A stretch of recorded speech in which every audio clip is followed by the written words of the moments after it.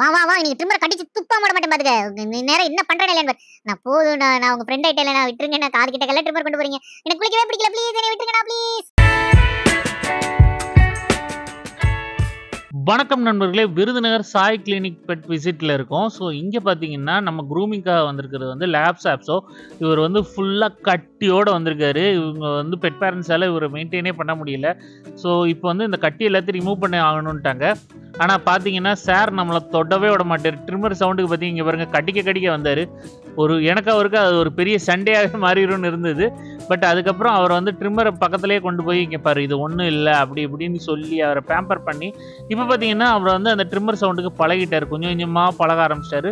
நம்மளும் வந்து ஃபோர்ஸ் பண்ணல. எடுத்தோடனே வந்து நம்ம கட்டியான இடத்துல எல்லாம் போய் ட்ரிம்மரை வச்சு அவரை ஃபோர்ஸ் பண்ணல.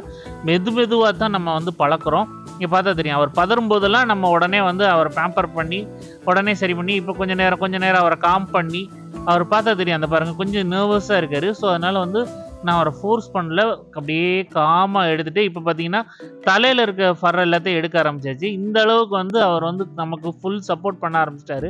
காது கிட்டக்கெல்லாம் பார்த்தீங்கன்னா கட்டியாக இருக்குது. இங்கே பார்த்தா தெரியும். அதை பாருங்கள், அதை நீட்டாக எடுத்துட்டு அதுக்கப்புறம் பார்த்தீங்கன்னா சிசரிங் பண்ண வேண்டியது இருந்தது. ஏன்னா அவங்க பெட் பேரண்ட்ஸ் வந்து ஃபுல் ரிமூவ் பண்ணாலும் சரி ஃபேஸில் கொஞ்சம் இருக்கட்டும், டெய்ல் கொஞ்சம் இருக்கட்டும்னு கேட்டிருந்தாங்க. அதனால் ஃபேஸை வந்து நம்ம ஷேப்பிங் பண்ண ஆரம்பிச்சிட்டோம்.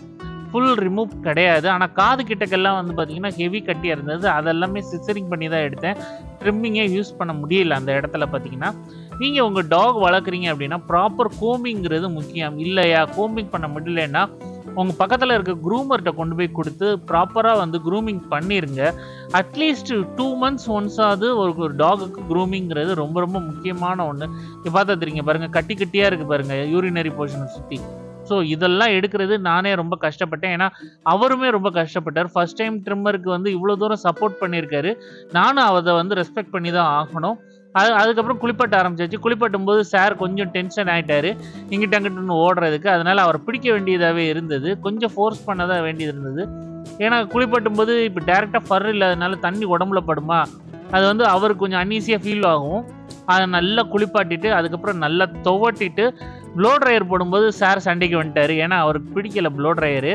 நானும் ரொம்ப ஃபோர்ஸ் பண்ணல, இருக்கட்டும் பரவாயில்ல முடிஞ்ச அளவுக்கு போடுவோம் அதுக்கப்புறம் விட்டுருவோன்னு.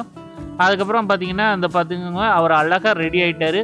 அவர் வீட்டுக்கு அனுப்ப வேண்டிய டைமும் வந்துருச்சு. இந்த வீடியோ உங்களுக்கு பிடிச்சிருந்தா லைக், ஷேர் அண்ட் சப்ஸ்கிரைப். நம்ம அடுத்தல பார்ப்போம் கைஸ். பாய்.